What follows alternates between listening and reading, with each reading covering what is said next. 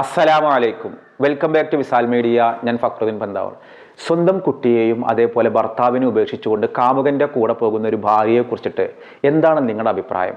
അതോടൊപ്പം തന്നെ സ്വന്തം ഭാര്യയെയും മക്കളെയും ഉപേക്ഷിച്ചിട്ട് കാമുകിയുടെ കൂടെ പോകുന്ന ഒരു ഭർത്താവ്, ഇവരുടെ ഒരു എൻഡ് എങ്ങനെയാണെന്ന് വെച്ചാൽ എങ്ങനെ നോക്കിയാലും ഇവർക്ക് ദുരന്തങ്ങളും പരീക്ഷണങ്ങളെ ഉണ്ടാവുള്ളൂ. ഒരു ഉമ്മ എനിക്ക് വിളിച്ചിട്ട് സങ്കടത്തോടെ പറയാണ്, ഗർഭിണിയായ അവരുടെ മകള് കാമുകൻ്റെ കൂടെ ഇറങ്ങി പോകാൻ നിൽക്കുകയാണ്, ഞങ്ങൾ എന്താ ചെയ്യേണ്ടത്? ഓൾക്കിപ്പോൾ ഭർത്താവിനെ വേണ്ട. ആ ഉമ്മ മരുമകനെ സപ്പോർട്ട് ചെയ്തിട്ടാണ് സംസാരിക്കണത്. ഞങ്ങളെല്ലാം കൊടുത്ത് സന്തോഷത്തോടു കൂടി ജീവിച്ചതാണ്. ഇപ്പോൾ എവിടുന്നോ കണ്ട ഒരാളുടെ കൂടെ ഇറങ്ങിപ്പോകണം, ഞങ്ങൾ ഇനി എന്ത് ചെയ്യണം എന്ന് പറഞ്ഞിട്ട് ഏത് കുടുംബങ്ങളും ഇതാണ് പ്രശ്നം. ഒന്നുകിൽ അറിഞ്ഞുകൊണ്ട് അല്ലെങ്കിൽ രഹസ്യമായിട്ട് നടക്കുന്നതെന്ന്. ഞാൻ ഇന്നലെ മാധ്യമങ്ങളിൽ കണ്ടൊരു വാർത്ത ഭയങ്കര ഷോക്കിംഗ് ആയി. ഒരു യുവതി, അവർക്ക് മക്കളുണ്ട്, ഭർത്താവുണ്ട്.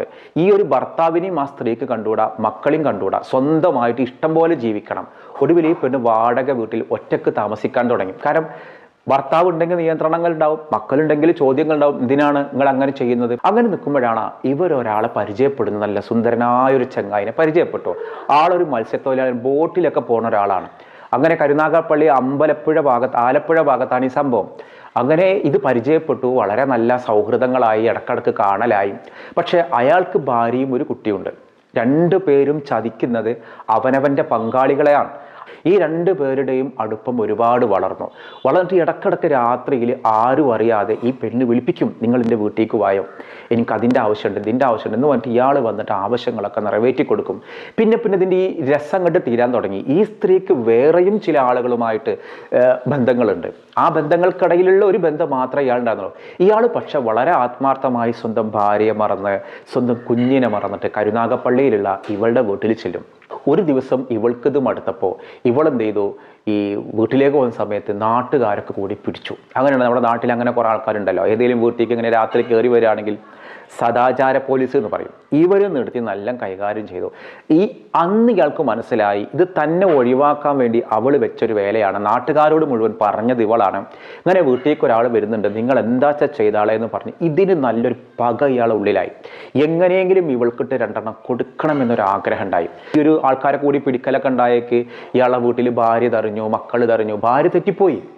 ഏതൊരു ഭാര്യയാണ് തൻ്റെ ഭർത്താവിന് വേറൊരു ബന്ധമുണ്ട് എന്ന് പറഞ്ഞാൽ അത് അംഗീകരിക്കുക? ആ പാവൻ ചെങ്ങായുടെ ഇയാളുടെ ഭാര്യ തെറ്റിപ്പോയി, മകനും തെറ്റിപ്പോയി. എന്നിട്ട് നാട്ടുകാരെ കൂടി പറഞ്ഞ് സംസാരിച്ച് ഇനി ഉണ്ടാവില്ല എന്ന് പറഞ്ഞ് വിളിച്ചുകൊണ്ടെന്ന് വീണ്ടും അവരൊന്നിച്ച് കഴിയുന്ന ഒരു സ്ഥിതിവിശേഷത്തിലേക്ക് എത്തി.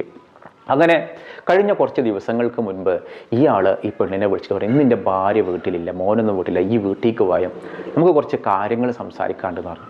ഇവളുന്ന സംഗതി ഇവൻ്റെ നിന്ന് കുറേ കാശും കാര്യങ്ങളൊക്കെ ഇങ്ങനെ വാങ്ങലുണ്ട്. ഇവൾ ചെന്നു. കാരണം അങ്ങനെ വീട്ടിൽ ചെന്നിട്ട് ആ സമയത്ത് ഈ കാര്യങ്ങളൊക്കെ നടന്നു കഴിഞ്ഞതിന് ശേഷം ഇവളെ മറ്റൊരു സുഹൃത്തായ ഒരാൾക്ക് ഫോൺ ചെയ്യാൻ, ഇത്തരത്തിലുള്ള ബന്ധങ്ങളുള്ള ഒരു സംശയതാണ്. എൻ്റെ സ്വന്തം ഭർത്താവിനെയും മക്കനെയും വിട്ടിട്ട് എൻ്റെ കൂടെ ഇറങ്ങിപ്പോകുന്ന ഒരു പെണ്ണ് നാളെ ഇനിയും പറ്റിക്കില്ല എന്ന ഉറപ്പ് എന്നൊരു ചോദ്യം ഉള്ളിലുണ്ടാവും. അതാണ് ഇത്തരത്തിൽ സ്വന്തം ഭർത്താവിനെയോ അല്ലെങ്കിൽ ഭാര്യയോ പറ്റിച്ചു പോകുന്ന ആളുകൾ അനുഭവിക്കാൻ പോകുന്നൊരു പ്രശ്നം. ഇപ്പോൾ എവിടെയെങ്കിലും നോക്കിക്കോ, ഭർത്താവും വേണ്ട മക്കളും വേണ്ട എന്ന് പറഞ്ഞ് ഇറങ്ങിയിട്ട് പോയിട്ട് മറ്റുള്ള ഒന്നും വേണ്ട, വാപ്പിയും വേണ്ട ഉമ്മയും വേണ്ട എന്ന് പറഞ്ഞ് ഇറങ്ങിയിട്ട് പോണ ആള് നാളെ മറ്റൊരാളെ കിട്ടിക്കഴിഞ്ഞാൽ ഇതേ ഇറങ്ങിപ്പോയ ആളുകൾ ഉപേക്ഷിച്ചു പോകും. അത് പോകുന്ന കൊണ്ടോയോൻക്കും അറിയാം. അപ്പോൾ അവൻ്റെ ഉള്ളിൽ സംശയം, ഇവൾക്ക് മറ്റൊരു ബന്ധമുണ്ടോന്ന്. ഉടൻ തന്നെ ഉള്ളിലുള്ള ദേഷ്യവും തന്നെ പണ്ട് നാട്ടുകാരെ മുന്നിൽ പിടിച്ചു വെപ്പിച്ച് അടിപ്പിച്ചതൊക്കെ കൂടിയിട്ട് ആ പകയൊക്കെ കൂടിയിട്ട് ഇയാൾ കട്ടിംബ്ലർ എടുത്തിട്ട് തലക്കിട്ട് ഒന്നിട്ട് കൊടുത്ത്. അതൊരിക്കലും ആ സ്ത്രീ പ്രതീക്ഷിച്ചതല്ല. അതങ്ങനെ ഞെട്ടിപ്പോയി. പിന്നെ കൈക്കോട്ടും തായും എടുത്തിട്ട് അടിച്ച് അതവിടെ തല തകർന്നിട്ട് വീണു. അങ്ങനെ ആഭരണങ്ങളൊക്കെ അഴിച്ചെടുത്തിട്ട് അപ്പുറത്തെ വീട്ടിലൊരു നിർമ്മാണം നടക്കുന്നുണ്ട്, അവിടെ കൊണ്ടുപോയി കുഴിച്ചിട്ടു. ആള് മറുകയ. ഈ ഫോണുണ്ടല്ലോ, ഫോൺ ഇയാൾ എന്താ ചെയ്ത്, ദൃശ്യ മോഡൽ പോലെ ഫോൺ ഇയാൾ എറണാകുളത്ത് പോയി. ആലപ്പുഴയിൽ നിന്ന് എറണാകുളം പോവാണ്. എറണാകുളം പോയിട്ട് അവിടെ നിന്ന് കണ്ണൂർക്കുള്ളൊരു KSRTC ബസ്സിൽ ഈ ഫോൺ ഇട്ടു. അപ്പം ഇനി ഫോൺ ട്രേസ് ചെയ്താലും ഈ ഫോണിൻ്റെ ഉടമ ഇങ്ങനെ കണ്ണൂർ വരെ പോയിക്കണമെന്ന് മനസ്സിലാവുമല്ലോ എന്നാണ് ഇയാളെ ബുദ്ധി. ഇയാൾ ഫോൺ വെച്ചിട്ട് പോകുന്നത് ഒരാൾ കണ്ടു.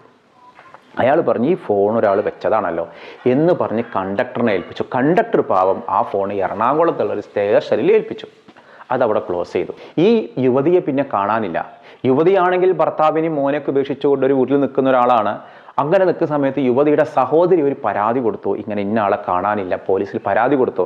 അങ്ങനെ ഫോൺ നമ്പർ ചോദിക്കുമല്ലോ പോലീസ്, അങ്ങനെയാണ് ഈ ഫോൺ നമ്പറിലേക്ക് എത്തുന്നത്. അപ്പോൾ ഈ ഫോൺ നമ്പർ ഈ ഒരു ഫോണിൻ്റെ ഉടമയാണ് ഈ ബസ്സിൽ കൊണ്ടുവച്ചെന്ന് മനസ്സിലായി. അങ്ങനെ അന്വേഷിച്ചിട്ട് ആ ഫോണിലേക്ക് നിരന്തരം വിളിച്ച ഒരാൾ അന്വേഷിക്കുമ്പോഴാണ് ഈ കാമുകൻ്റെ ഫോൺ നമ്പർ കിട്ടണത്. അങ്ങനെ അപ്പോഴേക്കും 10 ദിവസം കഴിഞ്ഞു.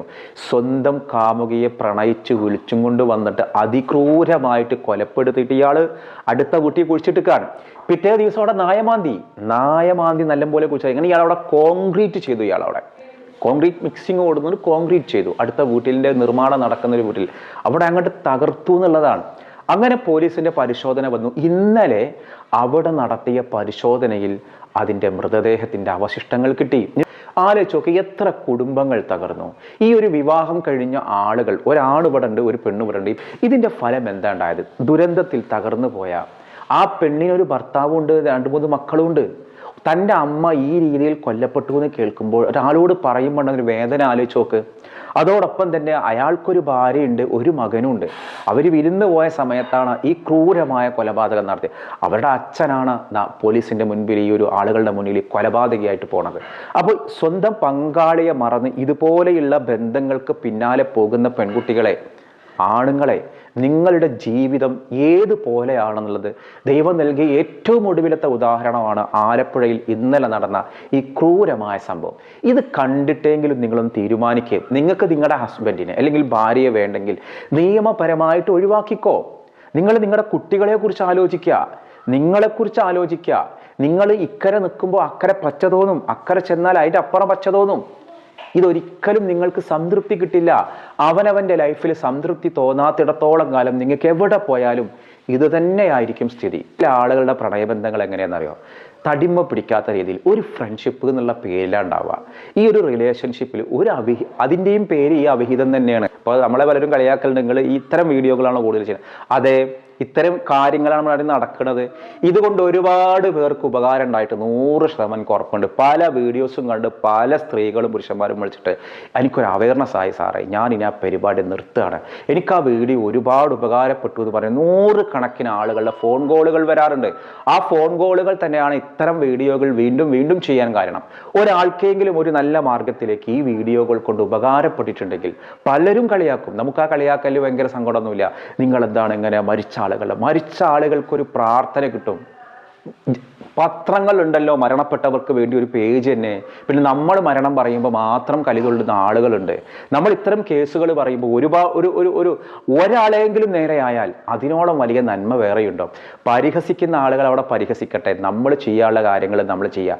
പരിഹസിക്കണവർക്ക് എന്താണെന്ന് വെച്ചാൽ എവിടെയെങ്കിലും തെറ്റിപ്പോൾ ഞാൻ കഴിഞ്ഞ ദിവസം ഒരു വീഡിയോ ചെയ്തപ്പോൾ എനിക്കൊരു വളരെ വലിയ ഒരു ഉന്നത സ്ഥാനത്തുള്ള ഒരു സ്ത്രീ വിളിച്ചിട്ട് പറയണം, നിങ്ങളുടെ ഭാഷാശുദ്ധി ശരിയല്ല. എൻ്റെ ഭാഷ ഇങ്ങനെ തന്നെയാണ്, എൻ്റെ ശുദ്ധി നോക്കിയിട്ട്, ഭാഷാശുദ്ധി നോക്കിയിട്ടൊന്നല്ല, ആളുകൾക്ക് കാര്യങ്ങൾ മനസ്സിലാക്കാതെ മതി. ഓരോ നാട്ടിൻ്റെ ഓരോ സ്റ്റൈൽ ഉണ്ടാവും ഉച്ചാരണ രീതിയിൽ. ആ വ്യത്യാസം ഉൾക്കൊള്ളാൻ കഴിയാതെ ഭാഷാശുദ്ധി നോക്കി നടക്കണം. അത് നോക്കി നടക്കട്ടെ. അതിലപ്പുറം ഒരു പറയുന്നതിൽ കാമ്പുണ്ടോ ഇല്ലയോ അത് മാത്രം നോക്കിയാൽ മതി.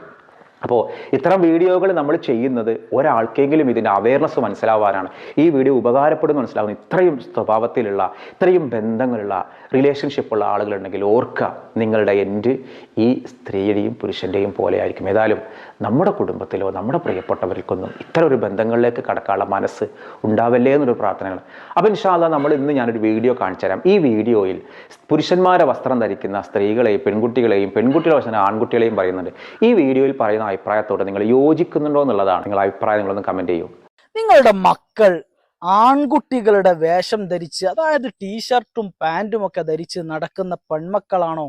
നിങ്ങളുടെ മക്കളെ അള്ളാഹു സുബ്ഹാനഹു വ തആല ശപിച്ചു കൊണ്ടിരിക്കുകയാണെന്ന് ആദരവായ റസൂലുള്ളാഹി സ്വല്ലല്ലാഹു അലൈഹി വസല്ലം. എന്റെ രക്ഷിതാക്കളെ, എത്ര കഷ്ടപ്പെട്ടാണ് നാം നമ്മുടെ മക്കളെ വളർത്തുന്നത്. അത് അള്ളാഹുവിന്റെ ശാപം കിട്ടി വളർത്തുന്ന മക്കളായാൽ എന്ത് ബുദ്ധിമുട്ടുണ്ടാകും നാളെ ആഖിറത്തിൽ ചെന്നാൽ. അള്ളാഹു സുബ്ഹാനഹു വ തആല കാത്ത് രക്ഷിക്കട്ടെ. ഇത് നിസാരമായി കാണുകയാണ് പല പെൺകുട്ടികളും, അതുപോലെ പല ആൺകുട്ടികളും സ്ത്രീ വേഷം ധരിക്കുന്ന. ഇപ്പോ ആൺകുട്ടികൾക്കും പെൺകുട്ടികൾക്കും വേഷ വ്യത്യാസമില്ല. ഇതാണ് അവസാന കാലഘട്ടത്തിന്റെ അടയാളം. അള്ളാഹു സുബ്ഹാനഹു വ തആല കാത്ത് രക്ഷിക്കട്ടെ.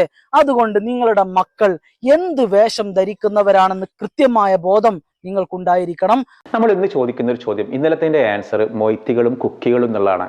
ഇന്ന് വാഗൺ ട്രാജഡിയുടെ ദുരന്ത സ്മരണയുടെ ദിവസമാണ്. എത്രാമത്തെ ആണ്ടാണോ വാഗൺ ട്രാജഡി എന്ന ആ ഒരു ദുരന്തത്തിനുള്ളത് എന്നാണ് ചോദ്യം. ഉത്തരം നിങ്ങൾ കമന്റ് ചെയ്യണം. മറ്റൊരു ദിവസം മറ്റൊരു വീഡിയോയുമായി വീണ്ടും കാണാം. അസ്സലാമു അലൈക്കും.